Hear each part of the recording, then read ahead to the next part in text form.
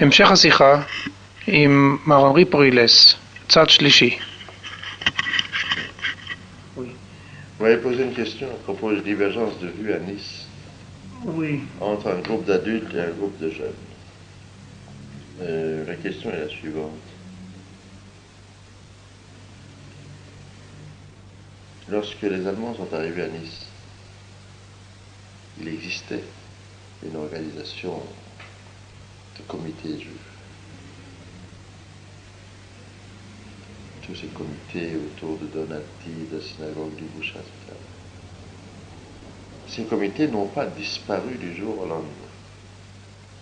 Évidemment, la majorité de ces membres est allée se cacher. C'est ce qu'ils avaient d'ailleurs de mieux à faire, c'est exact. Mais un certain nombre d'entre eux, très peu,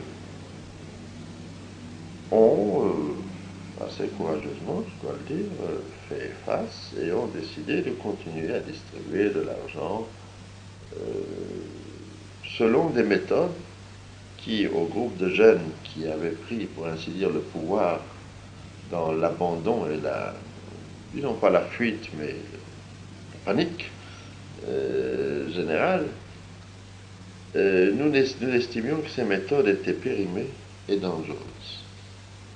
Parce qu'elles ne tenaient pas compte des règles du secret, elles ne tenaient pas compte des règles de la clandestinité que nous ne connaissions pas parfaitement, mais que nous avions déjà plus d'entraînement tout de même et plus de préparation morale que des gens plus adultes. Et nous leur avions dit, vous courez à la catastrophe, ce qui est d'ailleurs arrivé. Puisque les deux assistantes, jeunes femmes, qui travaillaient avec ce réseau adulte, qui était celui de la fédération, la fameuse fédération de société juive de France, ont été arrêtés coup sur coup. Du coup, l'animateur de cette affaire s'est lui aussi retiré par la force des choses, et l'expérience nous avait malheureusement donné raison. Et c'est à la suite de cette affaire qu'a été nommé représentant de la fédération de la société juive, ce monsieur Rogowski dont je vous ai parlé récemment, dont les assistantes se sont entièrement coordonnées et fondues avec les nôtres, dont d'ailleurs deux n'étaient pas juifs, mais qui étaient également russes comme lui.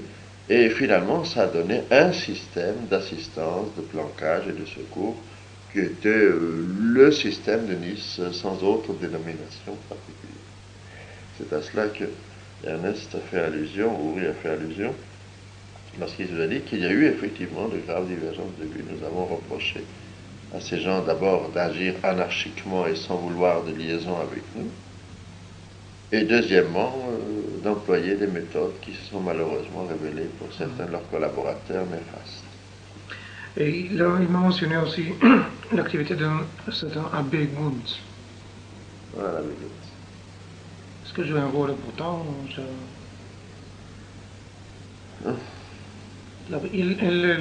lui-même a donné un abri, n'est-ce pas? Oui, c'est ça. L'Abbé Guntz est un personnage curieux, dont je ne sais pas grand-chose. Sauf qu'il a abrité pendant un certain temps Ernest, Otto, enfin un certain nombre de nos jeunes, dans un petit évêché des Basses-Alpes, à Andon, qui nous a permis la fabrication de fausses cartes de cette région, par son intermédiaire, qu'il a permis la célébration d'un seder pour lequel lui-même a fait cuire des matzot dans le village, dans son couvent, dans son presbytère. Mais c'est à peu près tout ce que j'ai de l'Abbé Guntz, parce que Uri doit en savoir plus que moi. En tout cas, personnage curieux. Il va raconter des distributions d'alimentation, Oui. des tonnes de macaroni, etc. Oui. Et comment exactement ça s'était fait? Est-ce que vous avez ouvert un magasin? Non. Ça se faisait d'une façon assez simple, qui était la suivante. Nous avions un stock de cartes d'alimentation fausses qui, à l'intérieur, contenait des volets de tickets. Lorsque, n'est-ce pas, les journaux publiaient avec le ticket F touchait 1 kilo de macaroni, il y avait deux systèmes.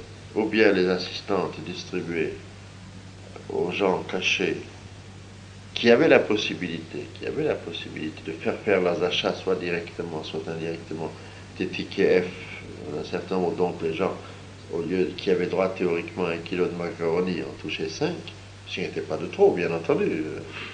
Entendu.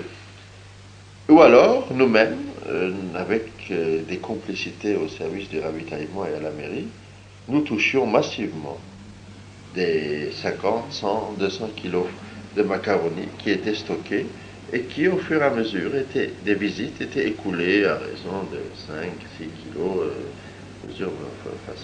dans la mesure physique des porteurs et porteuses, ils étaient écoulés. Le même système pour les matzot, qui étaient alors, elles, dans la dernière période allemande, uniquement distribuées par nous. Alors, Matzot oui, oui. Pour le Pessah. Pour Pessah, mais il y avait des gens qui ne mangeaient pas. Dans les cachettes qui avaient ça, ne mangeaient pas, parce qu'il n'y avait pas de matzot. Il fallait bien leur en procurer. Nous avons pu en faire venir en grand secret par un boulanger non juif, avec l'aide d'un rabbin, etc. Et c'était nos jeunes filles qui, sac au dos, se promenaient avec des matzot dans le sac, sous couleur de faire du scoutisme ou de l'excursion, etc. Et on a distribué un peu partout ces matzot aux gens qui étaient vraiment pratiquants. De même qu'à Pessah, nous avons organisé, à Pessah et à Purim, nous avons organisé sous la protection des commandos des offices religieux dans l'église baptiste qui nous était prêtée, dont on avait enlevé les croix et qui ont permis à ceux qui se risquaient dans la rue, car se risquer dans la rue était un risque, mais qui estimaient que c'était leur devoir religieux, de participer à des prières de Pessah. Ça veut dire que les juifs non pratiquants ont préparé des matzot, ils s'est mis à eux-mêmes dans le danger pour procurer dans Bien entendu. Oui. C'est comme ça, c'est un point assez délicat, assez important. Et il m'a raconté aussi également une curiosité de votre apparence comme le délégué personnel de Gaulle. Oh, ça c'est une histoire extrêmement drôle. Tu veux la raconter? Oui, oui. Bon. Je le mentionne seulement pour la confirmation. Et, oui, comment est-ce que vous êtes arrivé à livrer Uri? Il m'a raconté une histoire de document, mais... Uri avait été arrêté, tout à fait par hasard d'ailleurs, au cours d'une rafle de nuit, des hôtels meublés ou je ne sais pas quoi, où il était là. Et bien entendu, il a dès le premier moment nié, il a arrêté ce faux papier sous le nom de Ernest Leboucher. Et il a évidemment nié tout de suite qu'il était autrement que Leboucher, etc. Bien entendu, il était circoncis, mais vous pouvez toujours prétendre que c'était une circoncision médicale. Et arrivé à Dancy, il a pu faire sortir un courrier de Dancy clandestinement à l'adresse d'une fameuse boîte postale que nous avions à Nice. Donc, cette fameuse boîte où circulaient les faux papiers, elle servait aussi des boîtes aux lettres, normal, dans lesquelles le facteur niçois mettait des lettres. Et nous avons donc reçu une lettre d'Ernest disant, voilà, il me faut de toute urgence un certificat de baptême, rédigé de telle façon. Ce certificat de baptême, je me le suis procuré grâce à un archiprêtre à Nice, un authentique, parce que on pouvait en fabriquer évidemment des faux, mais l'affaire était vraiment trop grave. Et il a été envoyé à Ernest, à Dancy, par sous couvert de cet évêché, n'est-ce pas, etc. Pourquoi les Allemands ne se sont jamais posé la question comment venait ce certificat de baptême, je ne sais pas trop. Bref, il a reçu ce papier. Il y a eu mieux. Il a écrit une nouvelle fois, n'est-ce pas, pour demander des certificats de baptême, je crois, de ses parents, grands-parents, et attestation d'enterrement chrétien et catholique de ces mêmes personnages, lesquelles pièces ont été expédiées, recommandées aussi rapidement qu'il les avait demandées avant. C'est toujours avec le même archevêque? Toujours avec le même chanoine, avec lequel je suis d'ailleurs toujours aujourd'hui encore en relation. Comment s'appelle-t-il? Et il s'appelle le vicaire général, c'est Boyer. Il est aujourd'hui toujours, il est le premier après l'évêque aujourd'hui à Nice. C'était le chef de tout l'enseignement catholique à Nice. C'est lui qui nous permettait l'utilisation de toutes les écoles catholiques, si vous voulez, des trésoreries. Lorsque, par exemple, nous avions des difficultés à recevoir l'argent du joint, ce qui pouvait arriver parfois, c'était l'école catholique qui avançait 1 500 000, 800 000 à la mesure des besoins. Quelle était son motivation? Amour du prochain et défense des persécutés. Aucune modification intéressée, ce d'autant plus qu'il avait lui-même contresigné une circulaire à tous les couvents et églises de la région des Alpes-Maritimes, du diocèse de Nice, où étaient cachés des enfants juifs, qu'il était formellement interdit de convertir qui que ce soit. Même si les parents présents en exprimaient le désir, étant donné qu'ils agissaient sous la terreur. C'est une chose unique. Ah non, mais la circulaire doit exister si on la cherche attentivement. Elle avait été contresigné par Monseigneur Raymond, qui est mort depuis, évêque de Nice, qui était un vieux combattant, un vieux patriote, un homme qui nous a été énormément dévoué et acquis. Et Abadi, notamment, avait obtenu cette circulaire à tous les couvents où étaient cachés les enfants, etc. Parce que c'est ce que j'avais demandé d'Abadi. Je lui ai écouté, j'ai dit à Abadi, moi je veux bien vous envoyer des enfants dans les couvents, enfin je veux bien, nous voulons bien collaborer dans la mesure du possible et ne pas trop les envoyer en Suisse, qui était un chemin évidemment encore plus risqué, mais nous devons avoir la garantie qu'il n'y aura pas de conversion, parce que ça, je le crains. Là-dessus, il y a eu une circulaire dans le diocèse de Nice, pas dans le diocèse de Marseille, dans le diocèse de Nice, qu'il était interdit de convertir qui que ce soit avant que les situations politiques soient changées, et que même si on obtenait l'autorisation des parents pour des mineurs, cette autorisation pouvait ne pas être considérée comme valable étant donné les circonstances. Il était autrement dans les autres régions? Oui, il y a eu naturellement, parce que l'affaire Filali que vous connaissez n'est qu'un symbole. Je connais moi-même, Fischer vous racontera le cas des enfants de la Sainte-Baume, etc., du diocèse de Marseille. Il y a eu pas mal d'abus de confiance de l'Église pendant l'occupation. Ça ne veut pas dire que l'Église nous ait trahis. Ça veut dire que certains éléments de l'Église sont intégristes. Et je vais seulement la dernière question qui apparaît ici, il y a encore autre. Mais une chose c'est curieuse, Uri m'a raconté sur un Allemand qui était dans le groupe des Hollandais et qui a fini par trahir, même qu'il était au commencement avec eux. Est-ce que vous rappelez de quelque chose? Non, Uri connaît beaucoup mieux les Hollandais que moi. Parce que Uri est venu à Paris avant moi. Uri a été envoyé à Paris en éclaireur, pour ainsi dire, déjà, si mes souvenirs sont exacts, fin mars, début mai. Moi, je suis venu qu'en juin. Il a été très longtemps, enfin, il a été pendant quelques semaines indépendant et autonome à Paris.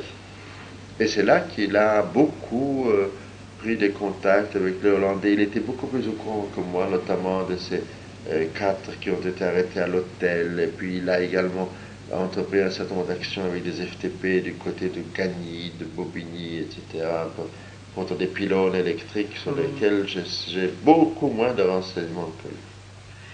Et je vais voir encore une question sur la personnalité des colibris. Au colibri. L'activité personnalité de celui. Quel colibri? Celui qui a collaboré avec vous Oui, le garçon, parce qu'il y a eu 2 colibris, un colibri fille et un colibri garçon. Le colibri fille qui est en Israël. Un colibri, vous voulez dire? Oui. Pourquoi posez-vous cette question? Colibri, il était mentionné d'une façon assez vague dans les témoignages de Uri, et c'est pour ça que je pose. Colibri. Oui. Il a été mentionné de façon assez vague dans le témoignage de Uri parce qu'il y a eu avec Colibri une histoire troublante, comme toutes ces histoires troublantes. laquelle nous ne pouvons rien expliquer, et qui est relative à l'arrestation de Jacques Weintraub. Vous avez parlé de l'arrestation de Jacques Weintraub? Oui. L'arrestation de Jacques Weintraub s'est passée de la façon suivante. Nous étions tous réunis en septembre, n'est-ce pas? En septembre, ça devait être le 14, le 15, le 18 septembre 43, donc peu de temps après l'arrivée des Allemands, dans ce qui était le premier laboratoire de faux papiers de la résistance à Nice, qui était sous la direction de Jacques Wister. Weintraub dit Wister. C'était au 18 de la rue Giglia. C'est une rue du quartier des musiciens qui donne pas loin de la gare de Nice. 18 ou 16. Et lorsque c'était vers 17h, 17h30, nous avons tous travaillé là à faire des faux papiers. C'était encore une période très artisanale, très improvisée, dans les premiers jours. Les papiers dont nous avions besoin pour le départ le lendemain d'un convoi pour la Suisse, d'enfants. Et nous étions là les personnes suivantes. Jacques Wister, sa femme Léa, Roger Appel, qui était un délégué de la 6e, qui était venu nous apporter de l'aide, éclaireur, qui était venu de Lyon, Colibri, et moi. Et Mina Zegel, qui est aujourd'hui à Mayansville. Vous n'avez peut-être pas parlé là. Une des filles de notre groupe de résistance, qui pourra vous donner des tas de détails alors sur la vie quotidienne, etc., c'est Mina de Mayansville. Mina Orbach, je sais pas, elle est mariée, elle a 3 enfants, mais si vous dites Mina de Nice, tout le monde connaît à Mayansville qui est Mina de Nice. Et elle est partie après l'évasion d'Israël. Mina donc était avec moi. Et nous sommes descendus, c'était au 2e étage, et nous étions évidemment tous à bicyclette. Ça, c'était le style de l'époque. C'était le meilleur moyen de locomotion. Les voitures, il n'y en avait pas. Bien. Nous sommes descendus, et je me souviens comme aujourd'hui que j'ai vu devant moi un monsieur à forte carrure, avec le crâne entièrement rasé, comme ça, de derrière. Je l'ai vu de dos. Et je me suis dit, c'est mauvais, qu'est-ce que c'est que ce personnage? Et il y en avait un autre, un peu plus loin, qui avait aussi une allure un peu allemande, une allure un peu curieuse. Bon. Je sors, je saute sur ma bicyclette et je dis à Mina, foutons le camp. Ça sent mauvais. Vous ne savez pas pourquoi.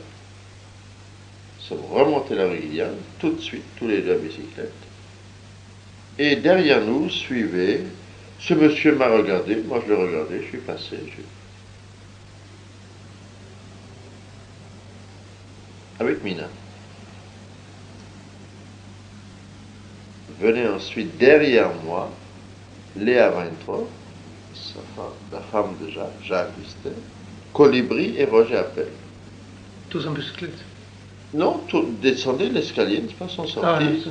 Les bicyclettes étaient attachées ou dans les rues, devant, enfin, au coin, ça fait un coin cet immeuble.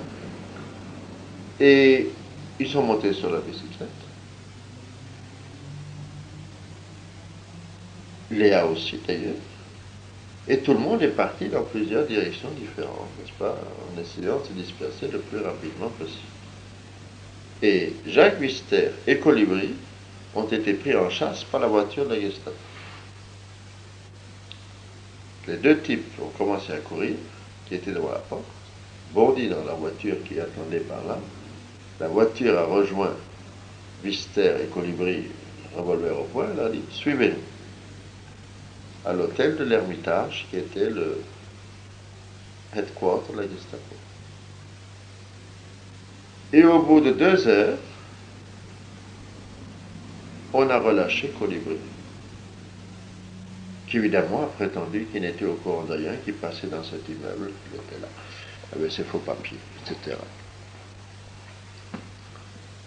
Colibri a été relâché, qu'il ne connaissait pas ce monsieur qui était là, Jacques Mister, etc. Après, les Allemands disaient, vous êtes le chef de l'organisation clandestine, vous êtes celui qui fait partir des convois en Suisse, vous êtes ceci, vous êtes cela. Enfin, ça, il semblait parfaitement. Il savait tout. Il savait tout. Et Colibri a été relâché. Et nous avons repris contact avec lui seulement 2 ou 3 jours après, parce que nous nous sommes dit, il est peut-être suivi, etc., etc. Non, il n'a pas été suivi. Par mesure de précaution, il a quitté Nice pour aller travailler dans le centre de la France, enfin toujours en lien avec nous, etc. Il n'y a aucun doute, c'est que sa conduite a été parfaite. De reste, non moins inexplicable pourquoi les Allemands l'ont relâché. Et ça n'a eu aucune conséquence, je veux dire, ni pour lui, ni pour nous. C'est un de ces hasards de la guerre. N'était-il pas prêt? Croyait-il vraiment qu'il n'était pour rien et qu'effectivement il sortait de l'immeuble par hasard, prétendait être professeur de français et revenir d'avoir donné une leçon au 3e étage, n'est-ce pas? On lui a dit qu'est-ce que vous faisiez? Il dit, je vais donner une leçon de français au 3e étage. Ça a paru plausible aux Allemands, voilà. Et voilà exactement la réponse à votre question. C'est pour ça la vague. Évidemment, nous nous sommes longtemps demandé, mais on s'est dit, mais enfin, c'est pas possible. Jacques a été arrêté avec un tas de témoignages contre lui, de preuves que les Allemands avaient, etc. Et puis toi, 2 heures après, tu sors de la Gestapo. Et ben, je ne l'ai même pas déporté, même pas réinterrogé. Partez. Bon, remarquez qu'il y a eu des filles chez nous qui ont été arrêtées dans ces mêmes conditions, amenées à l'hôtel Excelsior, interrogées, qui ont tenu bon sur leurs faux papiers, et ils ont été relâchés comme avec des excuses, et c'est tout. C'est une question de nerfs, une question de ténacité. Oui, nous sommes venus au bout de notre renseignement. Merci beaucoup. C'est vraiment